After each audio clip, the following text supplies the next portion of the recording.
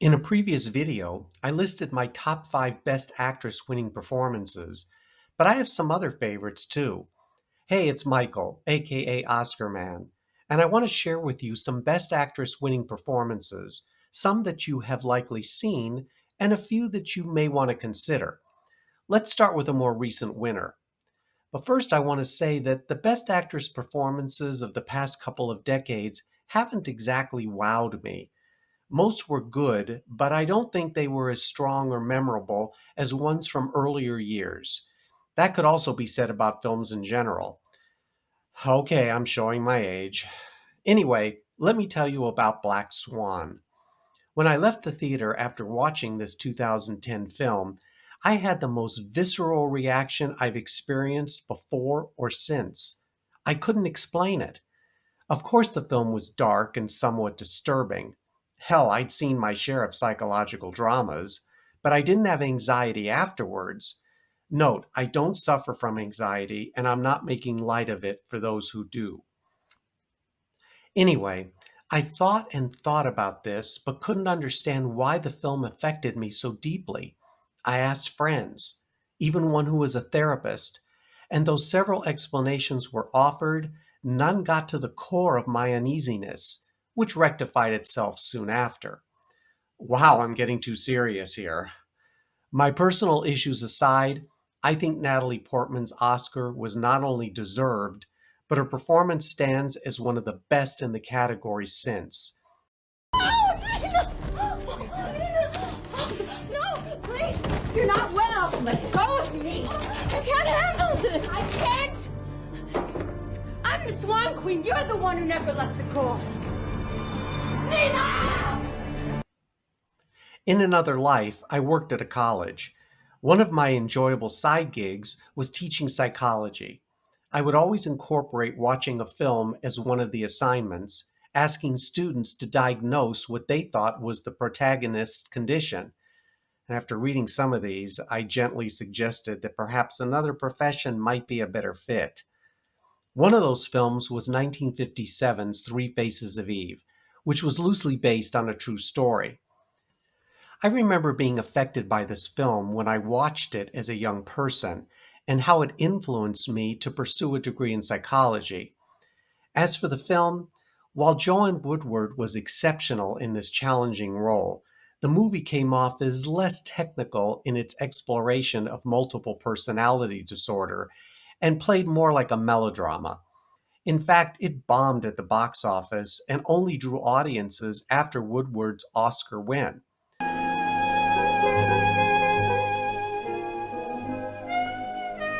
Hi. Feeling better now? I feel fine.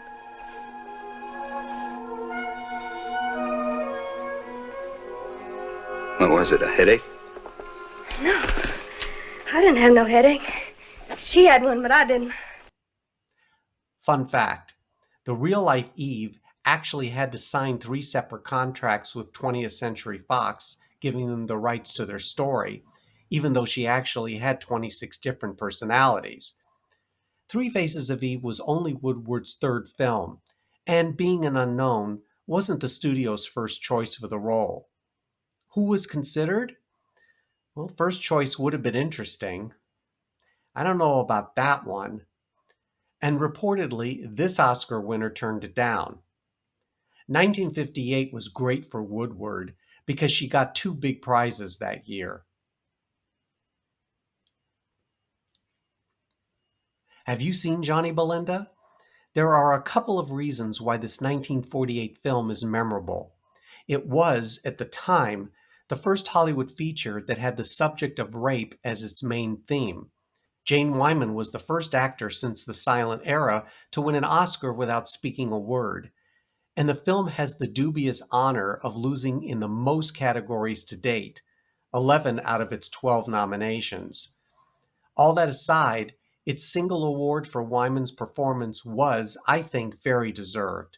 Johnny Belinda was originally a play that was based on a real-life incident and was considered controversial at the time of its release due to the production code's restriction of certain themes. Jane Wyman spent 6 months preparing for the role, studying at a school for the deaf and learning sign language.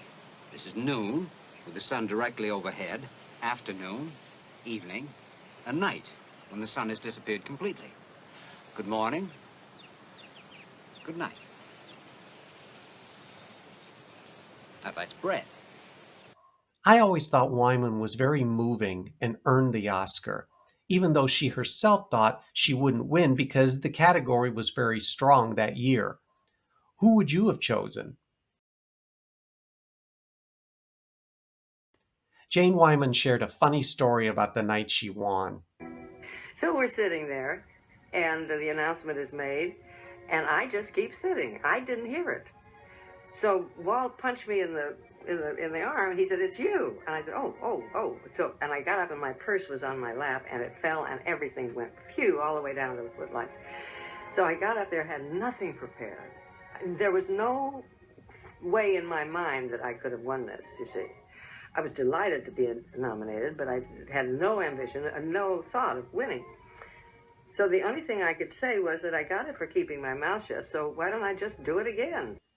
Another film that is not remembered much today is Room at the Top. The 1959 film also has some notable history. It was the first British film to openly depict adultery, and it received an X certification upon its release, which of course helped it become a major commercial success. Simone Signoret became the second French actress to win in the category.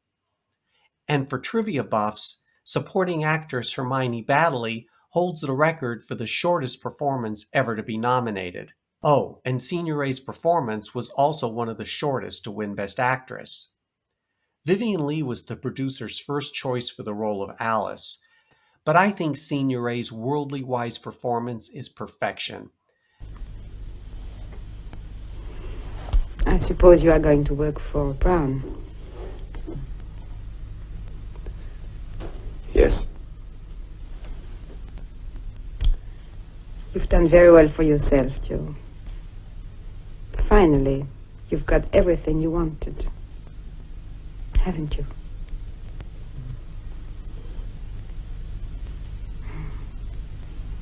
Her character fully understands the limitations of her relationship with Joe, played by Lawrence Harvey. Look for him again later. And professes not to mind being the other woman. But as most of us know, love is a strange thing, and in this film, it takes a tragic turn. Simone Signoret discussed playing the character of Alice in this rare interview. This part is such a warm, wonderful part because she's not very young, she's not very pretty, she's honest, though she cheats her husband, but he's not a good husband, so. And she dies on the top. So it's like a piece of cake for an actress. I've met so many women who came to me and explained to me that this was the story of their lives. Judy, Judy, Judy. No, I mean the 2019 film starring Renee Zellweger. Okay, before some of you turn this video off, hear me out. I went into this film with some skepticism, just as I did with Chicago back in 2002. Why Zellweger? What can she bring to this story? Well, after watching the film, a lot. I thought Zellweger captured the latter part of Garland's life with honesty, compassion, and heart. Of course, the familiar character flaws were there, but we knew all of that already, and expected it. I felt I learned more about who Judy Garland was in those final years, and Zellweger gave us a woman who was actually stronger than depicted in other works about her. Garland fought demons most of her life, but that didn't stop her from doing what she did best. Renee Zellweger deserved the Oscar, this time. I think that if you're happy where you are, if that's working out, that maybe you'd like to know that it's okay to say that. Disagree with me if you wish, but I like this performance. And Zellweger paid proper tribute and respect to Garland in her acceptance speech. Miss Garland, you are certainly among the heroes who unite and define us, and this is certainly for you. In spite of the plethora of negativity written about Judy Garland, one thing was a constant: her sense of humor and ability to laugh at herself, as demonstrated by her appearance on What's My Line in 1967. Thank you And I very think much. I'm supposed to mention a picture I'm going to do. You do that. Valley of the Dolls. Oh, that's something. That's yours. I'm the only one in the book that doesn't take pills. I have one more favorite performance remaining, and I'm pretty sure you won't guess which one it is. But before I reveal it, I want to extend my gratitude to each of you for watching this video. I appreciate your support as well as your kind words. Thanks for going on this journey with me, and especially helping me to learn things I didn't know about film. After the video is concluded with a message for you given by an Oscar winner, I ask that you please hit the like button. And if you're not already subscribed to the channel, join our community of movie and Oscar lovers so you can share your thoughts and wisdom with us, as well as cast your votes in the daily polls. I'm betting that many of you have never seen 1965's Darling. It doesn't appear much on TCM, nor is it talked about by contemporary audiences. A small independent film that didn't spark much interest until it hit the United States, Darling's producers originally wanted Shirley MacLaine for the lead role because they believed her box office star power would help finance the film. However, MacLaine, or her agent, wanted too much money.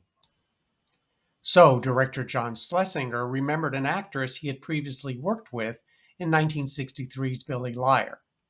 Julie Christie's small role brought her to the attention of filmgoers and producers, and Schlesinger fought for her to be in Darling. It was a great decision. In only her third major film role, Christie was on screen for 70% of the film's 2+ hours length. If you want to know more about the filming of Darling, there's a great book called Julie Christie, and it details how difficult production was for the budding star, who was required to be in almost every scene. Christie herself actually didn't think much of her performance, instead preferring her role in Dr. Zhivago, which was released the same year to a much larger audience. But it was Darling that brought her the most critical acclaim. She was new, fresh, very pretty. Okay, some of you know I've had a crush on her for years, and some even believe that her character Diana Scott really was Christie. Sudden came Darling, and for 2 hours you were on the screen. Right. And somebody said that your life off screen, there's no demarcation point. Off screen, you're the same as you are on screen. Well, I know somebody said that. I hope it's not true, because otherwise it means I'm not acting, isn't it? That's right, almost. But whereas Scott was a hedonist, living vicariously by whichever means benefited her the most, Christie was a shy, withdrawn woman whose ambition wasn't to be a movie star and all the trappings that went with that. On Oscar night, the battle lines were drawn between the Julies, Christie and Andrews.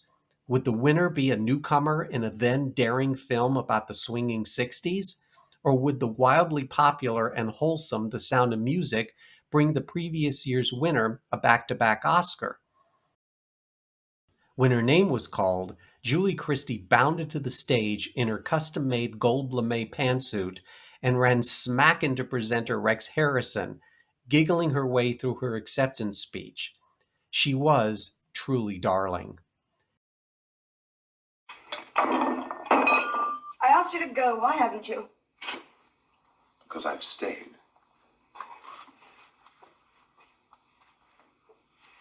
What is it? Nothing. You're afraid of something. I get the feeling you're afraid of something. What's wrong? Wrong. Nothing. If you've seen the film, tell me what you thought of Christie's performance. And if you haven't, check it out for its part in Oscar history. Well, that's a wrap for now. So until we meet again, I'll leave you with this. I want to thank Troy, New York, and my children, my family, my friends, and everybody I ever met in my entire life.